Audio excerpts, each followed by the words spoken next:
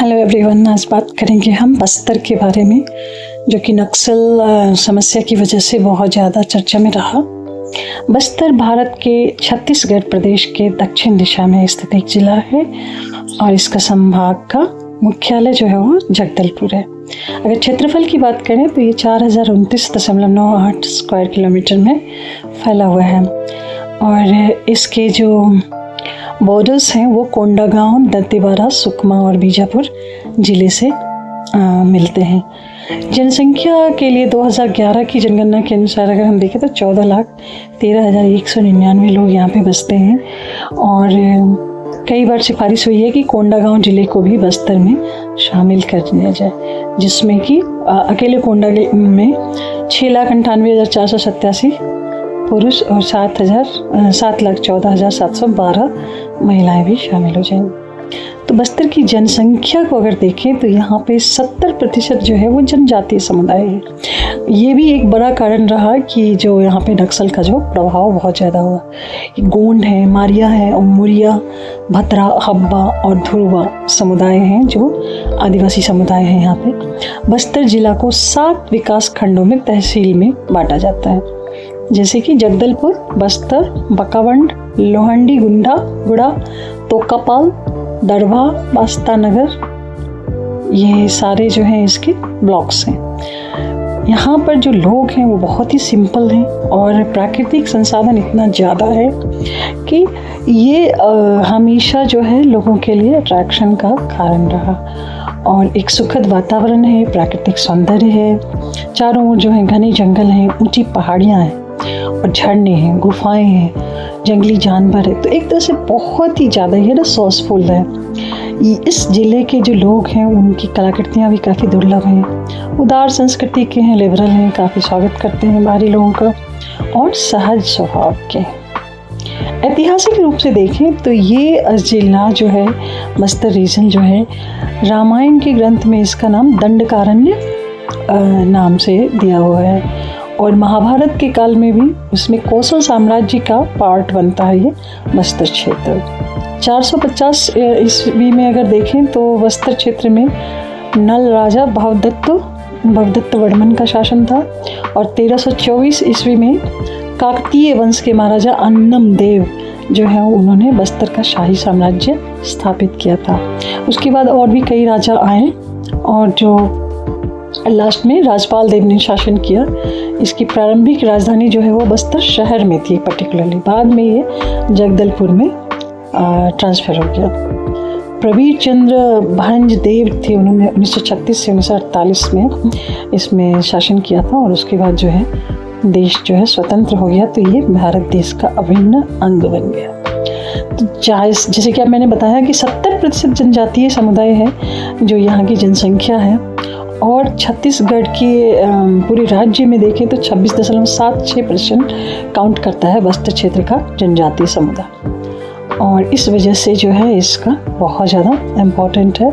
Maximum population जो है यहाँ की जो जनजातीय पॉपुलेशन है वो घने जंगलों में रहती है और अपने संस्कृति को सहेज कर रखती है। जो इनका कल्चर है उसको ही कंटिन्यू करना चाहते हैं। खरीफ मौसम में यहाँ पर चावल पैदा होता है क्योंकि वर्षा काफ़ी ज़्यादा होती है, लेकिन चावल जो है उसकी उत्पादकता थोड़ी सी कम है और यहाँ पे सिंचित क्षेत्र जो है 1.67% है और फर्टिलाइजर्स यूज़ किया जाता है बहुत कम, मतलब नेचुरल वे में खेती करने में ज़्यादा बिलीव करते हैं यहाँ के लोग, जो फसल के लिए बहुत ज़्यादा पर्याप्त नहीं है।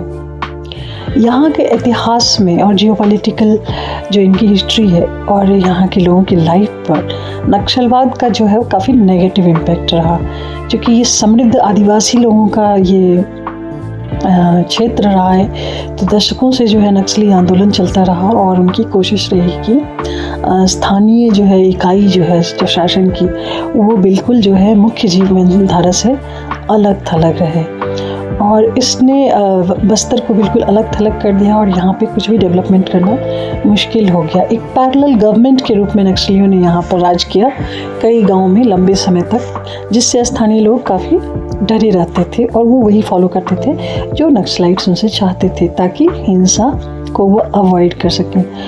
इस वजह से काफ़ी ज़्यादा यहाँ पे स्थानीय क्षेत्रों में पलायन भी हुआ। यहाँ के लोग जो है कहीं और जाने लगे। कांकेर जिले के महला गांव में जो है 10 साल तक जो है कोई आया ही नहीं। विकास में भी बाधा पड़ी क्योंकि राज्य सरकार या केंद्र सरकार जो है इसमें बहुत ज़्यादा हस्तक्षेप नहीं कर पा रही थी, तो सड़क और मेडिकल सेवाएं भी यहाँ पे बहुत मुश्किल था विकास करना। तो सरकारी परियोजनाएं जब भी शुरू होती थी तो उनको नक्सलाइट्स जो हैं वो अटैक करते थे। तो इस क्षेत्र में शांति बनाए रखना और व्यवस्था बनाए रखना और लोगों में ये विश्वास दिलाना कि हाँ वो सुरक्षित हैं, ये बहुत मुश्किल था। तो आज की डेट में भी वहाँ पे 60,000 से ज़्यादा जवान जो हैं तैनात हैं, ताकि नक्सलाइट्स जो हैं फिर से वहाँ के जीवन को अफेक्टेड नहीं करते। तो काफ़ी ज़्यादा हमेशा जो है एक पॉसिबल जो है वो वॉर जोन टाइप से यहाँ पे फील होता था लोगों को। और आम जनता और नक्सलाइट्स के बीच क्या संबंध है और नक्सलाइट्स और सरकार के बीच में जो लड़ाई थी, इसके बीच में आम जनता काफ़ी पिसती रही और आर्थिक जीवन बहुत ज़्यादा प्रभावित रहा। रिसेंटली जो है सरकार के काफ़ी ज़्यादा अथक प्रयास के बाद नक्सलाइट की स्थिति पर काबू पा लिया गया है और सुरक्षा बलों की लगातार कार्रवाई से स्थिति में थोड़ी सुधार आई। बहुत ज़्यादा लोगों ने नक्सलाइट्स ने काफ़ी संख्या में समर्पण किया और वो मुख्य धारा में शामिल हुए। कई गांव जो हैं जब उनको जब सेफ्टी की गारंटी दी गई तो वो लोग बस्तर रीजन में वापस आए हैं और स्वास्थ्य केंद्र भी बनाए गए हैं। तो आधिकारिक रूप से आज की डेट में अगर देखें तो भारत सरकार ने बस्तर रीजन को नक्सलाइट अफेक्टेड डिस्ट्रिक्ट की लिस्ट से हटा दिया गया है। हालांकि कुछ हिस्से जो हैं अभी भी वहाँ पर अफेक्टेड हैं। तो इस तरह से बस्तर के समृद्ध और इतिहास में शांतिपूर्ण जीवन में थोड़ा सा अनस्टेबल जो है इंस्टेबिलिटी तो आई है, लेकिन अब धीरे धीरे ये वापस शांति और विकास के क्षेत्र में है।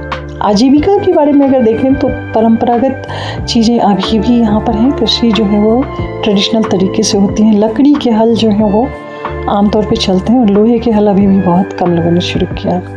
बैलगाड़ियाँ अभी भी यहाँ पे चलती हैं।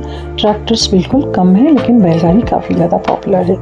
तो मतलब सरकार जो है विकास बिल्कुल धीरे धीरे कर रही है, बिना यहाँ आदिवासियों के और जो इनकी स्थानीय जीवन परंपरा है उसको बहुत ज़्यादा डिस्टर्ब नहीं कर रही है।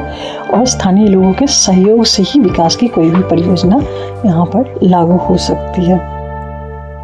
जो धान, उड़द, अरहर, ज्वार और मक्का है, ये सब जो है ट्रेडिशनल तरीके से यहाँ उगाए जाते हैं। रबी की फसल अगर देखें तो तिल, अलसी, मूंग, सरसों और चना है। और इसके अलावा जो है जंगल के जो प्रोडक्ट्स होते हैं उसको कलेक्ट करना भी यहाँ के स्थानीय लोगों का काम है और लकड़ी से रिलेटेड। तो यही सब मिला के जो है यहाँ के लोग जो हैं उससे अपना जीवन यापन करते हैं। मतलब इससे भी सालों भर जो है रोज़गार नहीं मिलता, क्योंकि ये सारे प्रोडक्ट्स जो हैं सीजनल हैं। इसके अलावा फ्लड का प्रॉब्लम है, सूखे का चक्र है, तो ये सब जो है यहाँ की इकनॉमी को काफ़ी अनस्टेबल बना देता है। और लोग जो हैं लोन्स लेते हैं, फिर लोन की बात जो है कर्ज में डूब जाते हैं। वैकल्पिक रोजगार का जो है अवसर बहुत कम रहा है यहाँ पे।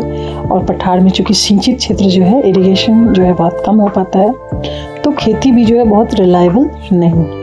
हालांकि जल संसाधन के मामले में देखें तो ये बस्तर का जो रीजन है उसमें काफ़ी ज़्यादा वर्षा भी होती है, बट ऊबर खाबर भूभाग है तो बहुत ज़्यादा जो है वो स्टोरेज नहीं हो पाता है। तो अगर उसको स्टोरेज किया जाए तो काफ़ी ज़्यादा पॉसिबिलिटीज़ हैं।